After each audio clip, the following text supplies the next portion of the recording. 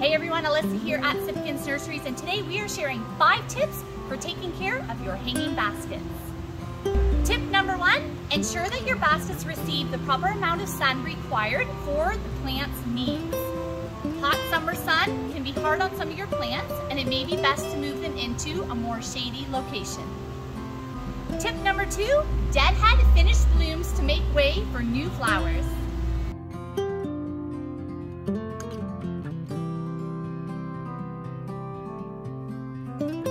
Tip number 3, fertilize every 1 to 2 weeks for bigger, better blooms with a high middle number fertilizer. Tip number 4, water often, usually every other day, sometimes even every day in the heat of the summer. And tip number 5, trim those leggy little tendrils to encourage new growth.